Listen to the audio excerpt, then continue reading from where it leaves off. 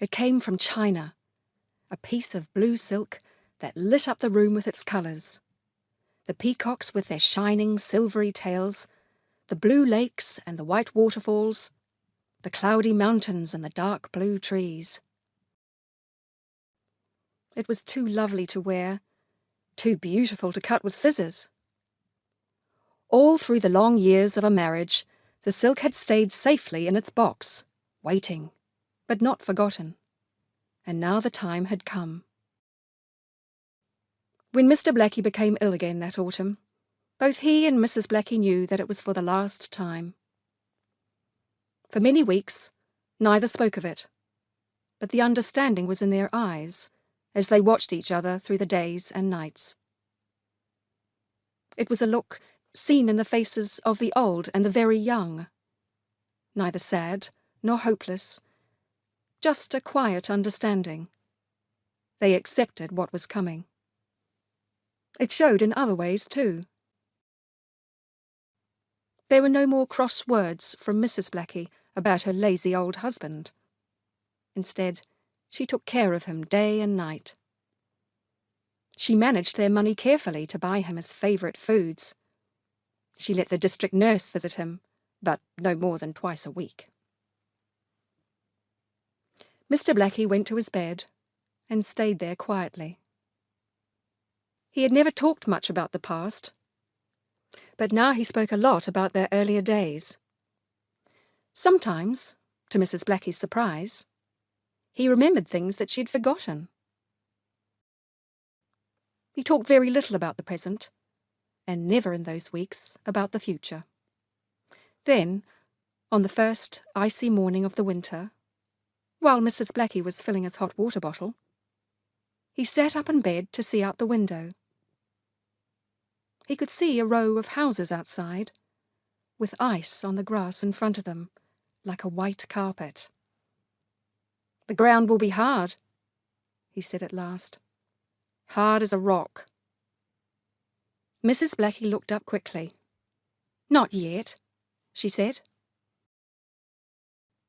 "Soon, I think." He smiled, but she knew he was saying sorry to her. She put the hot water bottle into its cover.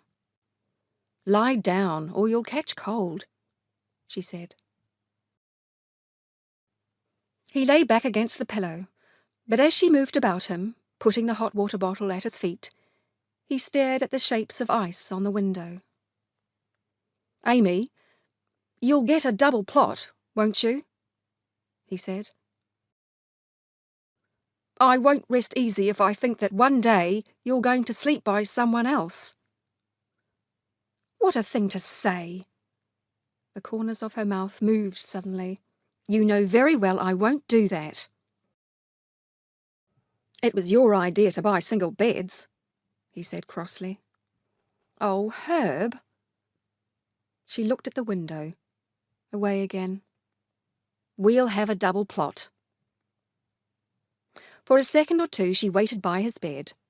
Then she sat down beside his feet, with one hand resting on top of the other.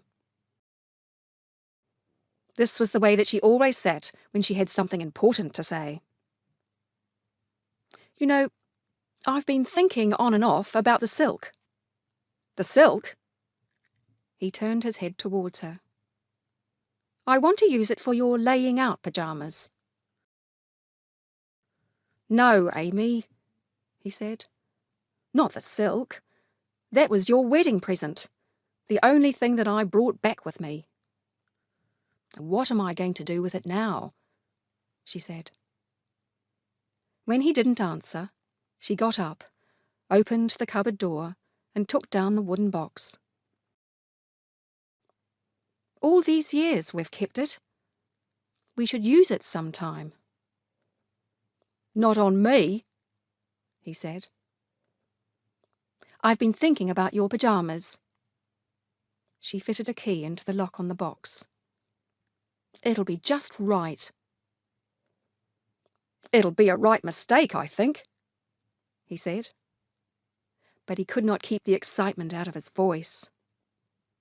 He watched her hands as she opened the box and pulled back the sheets of thin white paper. Below them lay the blue of the silk. They were both silent as she took it out and put it on the bed. "Makes the whole room look different, doesn't it?" he said. "I nearly forgot it looked like this." His hands moved with difficulty across the bed cover. Gently, she picked up the blue silk and let it fall in a river over his fingers.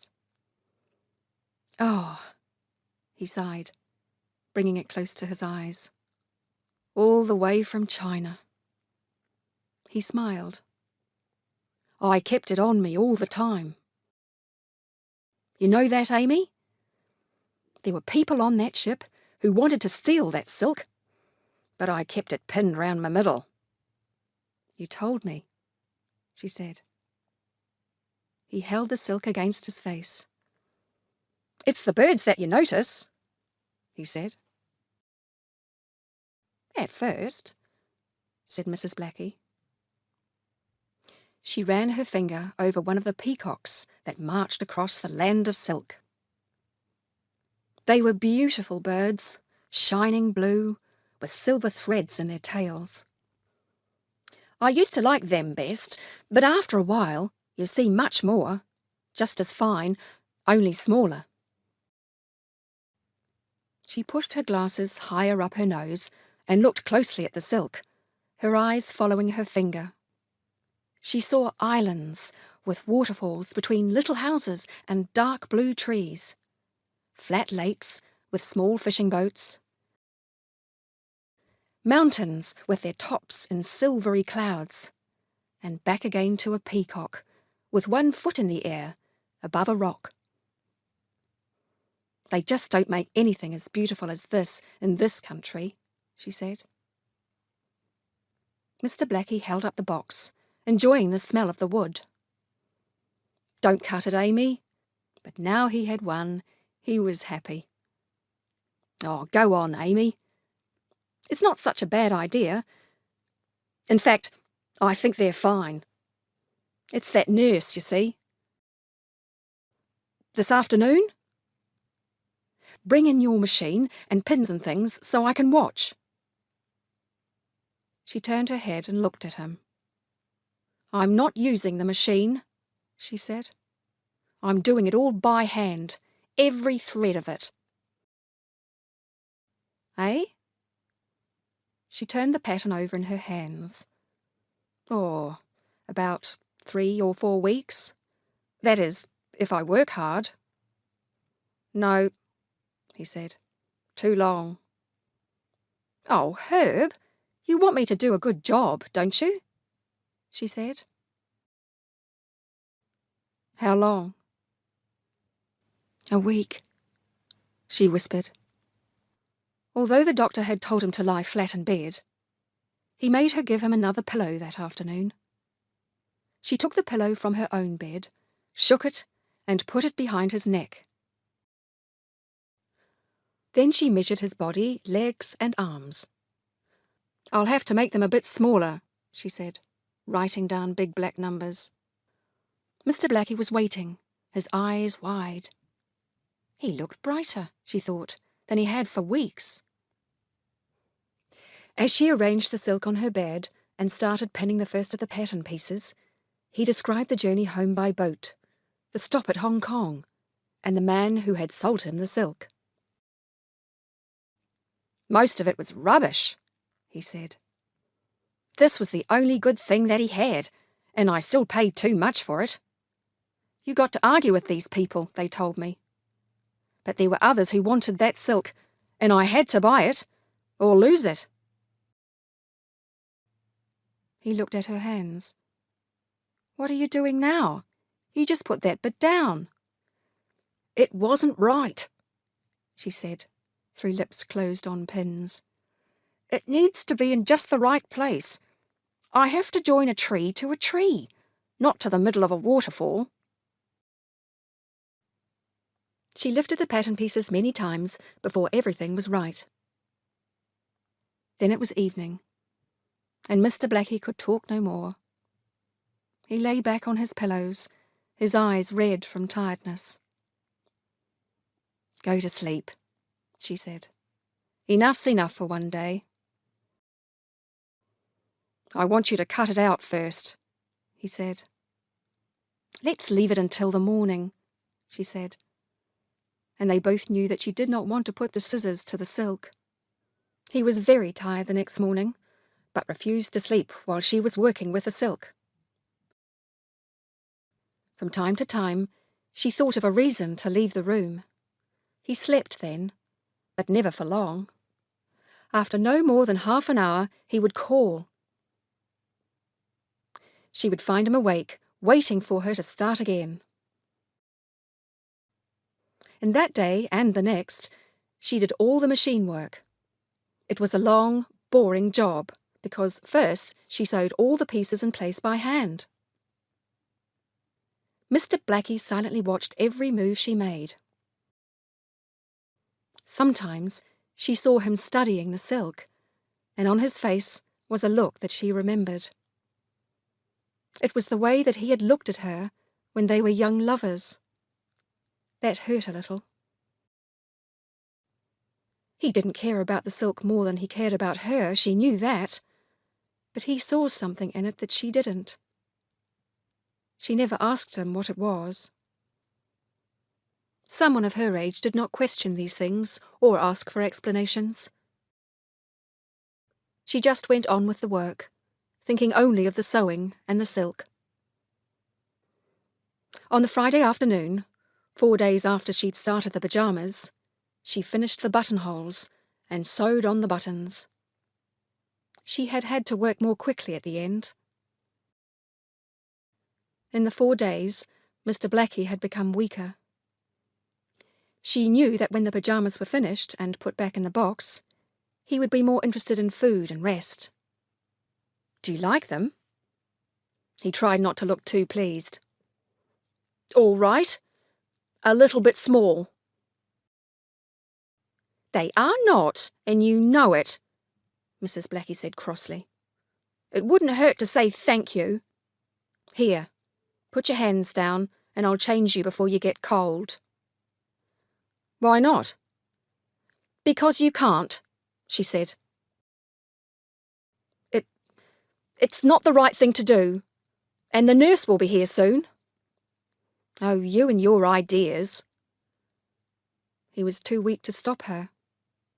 But as she changed him, he still could not take his eyes away from the silk. "Wonder who made it?" She didn't answer. But a picture came to her of a Chinese woman sitting at a machine making silk. She was dressed in beautiful Eastern clothes, and although she had Eastern eyes, she looked like Mrs. Blackie. "Do you think there are places like that?" Mr. Blackie asked. "Mrs. Blackie, I'm sorry." She didn't answer and turned to the doctor. "He didn't say goodbye," she said, her voice angry. "Just before I phoned. His hand was over the side of the bed. I touched it. It was cold." The doctor nodded. "No sound of any kind," she said. "He was fine last night." Again the doctor nodded. He put his hand on her shoulder for a moment, then went into the bedroom. A minute later he returned, closing his bag, speaking kindly. Mrs. Blackie sat still, hearing words. Peacefully. Brave. The words dropped onto her. They didn't seem to mean anything. "He didn't say goodbye." She shook her head. "Not a word." "But look, Mrs. Blackie," the nurse said gently. "It was going to happen. You know that. He was—" "I know. I know." She turned away crossly. Why didn't they understand? "I just wanted him to say goodbye. That's all." The doctor offered her something to help her sleep, but she pushed it away. She sat down at the table to thread the needle. Her eyes were clear, but for a long time her hands refused to obey her. At last, her needle and thread ready, she opened the wooden box. The beauty of the silk always surprised her. As she arranged the pajamas on the table, she was filled with a strong, warm feeling, the first good feeling that she had had that morning. Trees moved above the water, peacocks danced with white fire in their tails, and the little bridges. Mrs. Blackie took off her glasses, cleaned them, put them on again. She sat down and touched one bridge with her finger, then another, and another. She got up and fetched her magnifying glass. As the bridge and the pattern on the silk grew, the little group of threads, which had been no bigger than a grain of rice, became a man. Mrs. Blackie forgot about the button and the quiet voices in the bedroom. She brought the magnifying glass nearer her eyes. It was a man, and he was standing with one arm held out on the highest part of the bridge between two islands. Mrs. Blackie studied him for a long time. Then she sat up and smiled. Yes, he was waving. Or perhaps, she thought, he was calling her to join him.